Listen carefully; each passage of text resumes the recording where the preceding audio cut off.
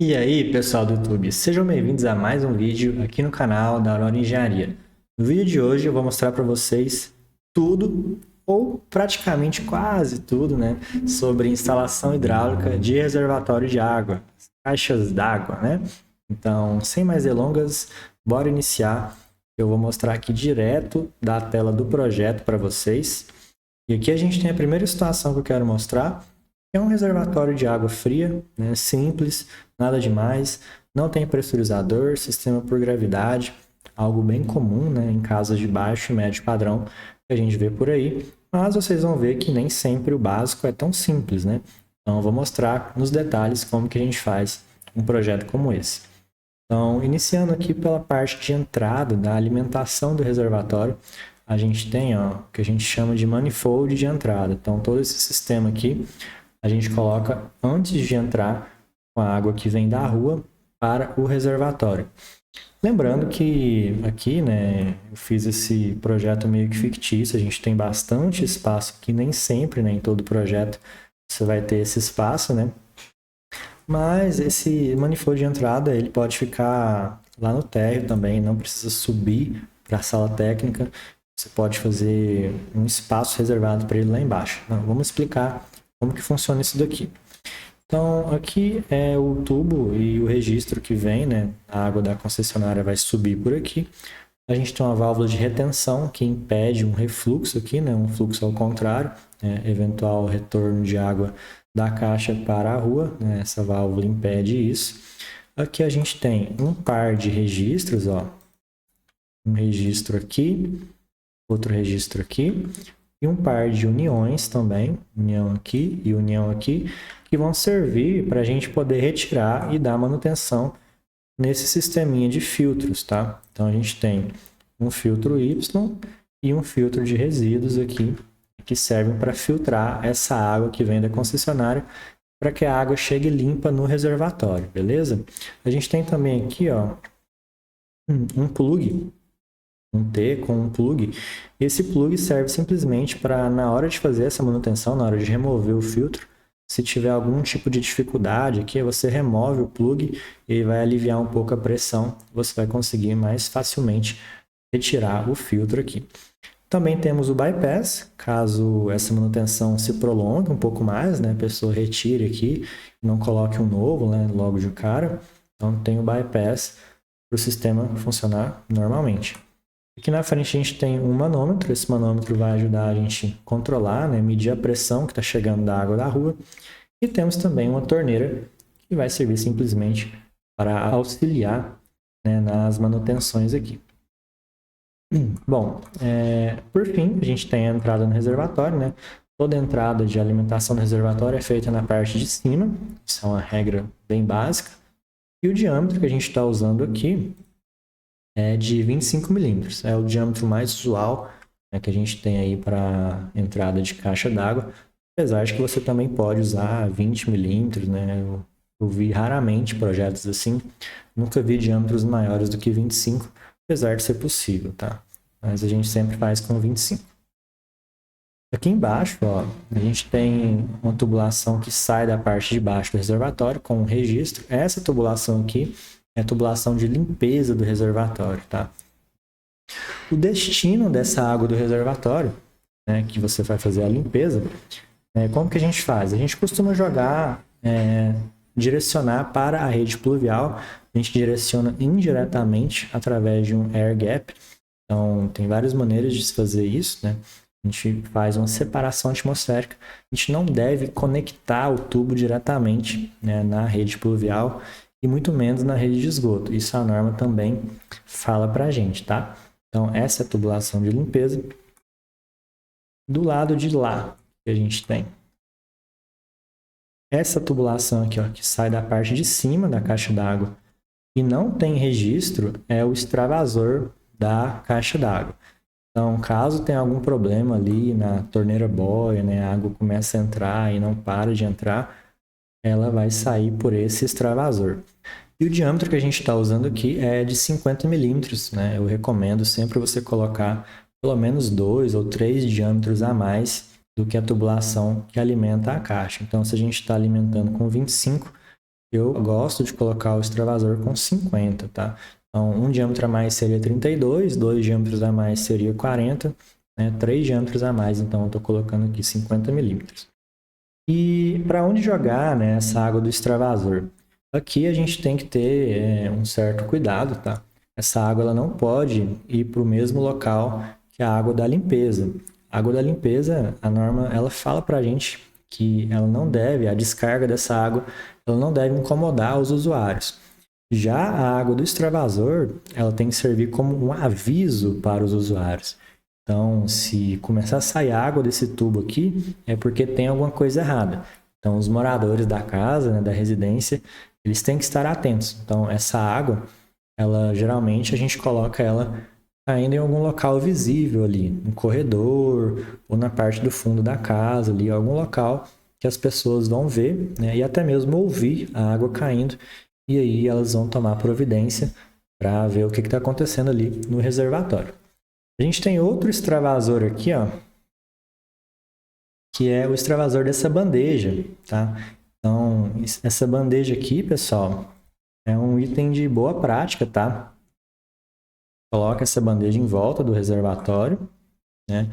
Porque podem acontecer alguns outros acidentes que não seja com a boia, né? Por exemplo, essa caixa ela pode um dia trincar, ela pode rachar, né? Eu já presenciei caixa d'água que rachou e molhou a casa toda, né? Saiu pela laje ali e foi um Deus nos acuda. Então, a bandeja de proteção, ela é uma proteção a mais, né? Para a gente ter mais segurança. E a bandeja, ela tem o extravasor dela, tá? Você pode até conectar o extravasor da bandeja ao extravasor da caixa, desde que estejam abaixo aqui do nível, tá? Porque se você conectar aqui em cima, né, quando o de cima extravasar, sai água, pode cair água para dentro da bandeja. Então não é legal, a gente conecta eles mais embaixo aqui. E tendo a bandeja de proteção, você tem uma segurança a mais, mas você pode dispensar ela caso essa laje toda aqui do reservatório ela seja impermeabilizada e tenha um ralo de emergência ali para escoar essa água e mandar, né, também como se fosse um aviso, um extravasor de aviso. Agora, desse outro lado aqui, a gente tem duas tubulações que estão abastecendo a residência, tá? E uma dessas duas aqui, nesse caso, tá? Ela é exclusiva para válvulas de descarga. Então, poderia ser qualquer uma, né? Elas são iguais, tem o mesmo diâmetro aqui. Então, vamos falar que essa aqui é uma tubulação que está abastecendo as válvulas de descarga. Toda tubulação de abastecimento, ela sai por baixo da caixa. A gente tem também o registro e a gente tem a ventilação, né? Essa ventilação aqui, ela serve para melhorar o fluxo da água e também eliminar eventuais bolhas de ar que possam entrar pelos tubos aqui e ficarem ali competindo por espaço com a água, né? Então não é legal tubulação com ar. Então a ventilação ajuda a resolver isso. A norma fala que tubulações exclusivas para abastecer válvulas de descarga, você pode dispensar essa ventilação, tá? Mas se você colocar também não faz mal, pode colocar também. E a outra, né, a outra tubulação de abastecimento vai abastecer os demais pontos da residência. Lembrando que, se você não tiver nenhuma bacia sanitária com válvula de descarga, né, se forem todas com caixa acoplada, por exemplo, você pode ter somente uma saída. É claro que vai depender também do projeto, né, dos cálculos, dimensionamento e tudo mais. Não vou entrar nesses méritos aqui, mas acho que deu para entender. Válvula de descarga, você precisa ter uma tubulação exclusiva para ela, tá bom? Se forem uma, duas, três válvulas, você pode sair com uma tubulação aqui da caixa para alimentar todas essas válvulas. Claro que também depende do dimensionamento do projeto. E voltando a falar sobre as ventilações, né? Como que a gente faz? A gente coloca aqui, ó, depois do registro, tá? Isso aqui a norma fala para a gente também. E esse tubo ele vai subir acima do nível do reservatório, tá vendo aí? Acima da tampa do reservatório. Apesar de que você pode também voltar o tubo para dentro do reservatório. Eu não gosto muito, prefiro fazer assim mesmo, mas é coisa minha. E na ponta do tubo você pode colocar um terminal de ventilação como esse, Ou você pode pôr um joelho aqui, né, 2 joelhos e colocar uma telinha de proteção também para evitar a entrada de insetos. Também dá certo. E o diâmetro dessa ventilação, a norma ela recomenda para a gente que seja do mesmo diâmetro do tubo, né, no tubo de onde ela está saindo. Então, a gente está abastecendo com 50, a gente vai puxar a ventilação com 50 também. E agora, pessoal, o que acontece se eu coloco um pressurizador nesse sistema? O que vai mudar? Bora entender, né? Então, vamos voltar lá no comecinho, aqui no nosso manifold de entrada. Aqui não vai mudar nada, tá, galera? Quem entra na caixa d'água vai continuar a mesma coisa, exatamente a mesma coisa. A tubulação de limpeza ela não vai mudar também, tá? Que mais? Os extravasores também, mesma coisa, bandeja de proteção ou laje impermeabilizada, tá? E válvulas de descarga, a gente vai continuar tendo uma tubulação exclusiva para abastecer as válvulas de descarga, podendo ou não ter essa ventilação, como eu expliquei ali atrás. E agora, né, a gente tem o nosso pressurizador, tá? O pressurizador, eu gosto também de colocar a bandeja de proteção, caso a laje não for impermeabilizada. Isso aqui, inclusive, alguns fabricantes de pressurizadores recomendam você usar, né, a bandeja com o dreno aqui. Sobre os diâmetros, eu gosto de usar um diâmetro integral aqui nessa parte. Então, eu sempre pego o diâmetro de entrada dos pressurizadores e vou com ele até a entrada da caixa d'água aqui. Então, esse pressurizador e vários outros também costumam ter a entrada e saída de 1 polegada. E se a gente estiver usando o PVC, vai ser, né, aproximadamente 32 milímetros. Então, eu já saio aqui com 32 milímetros e entro direto, sem fazer nenhuma redução, nenhum aumento de diâmetro aqui. O que é importante a gente ter aqui nessa região do pressurizador? Bora lá, né? Na verdade, eu vou falar primeiro o que a gente não pode ter, né? A gente não pode ter a ventilação aqui. A gente tinha, né, a ventilação no ramal aqui de abastecimento, quando não tem pressurizador, a gente é legal colocar. Então aqui a gente não deve ter a ventilação, justamente para eliminar qualquer risco de entrada de ar dentro da bomba, que pode ser prejudicial, pode danificar o pressurizador. Então nada de ventilação aqui. A gente continua tendo o registro, então a água vai descer aqui. Eu gosto de colocar os registros de esfera, eu acho que eles têm uma qualidade bem superior aos de PVC. Então, registros antes e depois do pressurizador, uniões também antes e depois do pressurizador. Aqui uma sacada muito boa é você usar os engates flexíveis. Vou colocar na tela aqui uma imagem desses engates.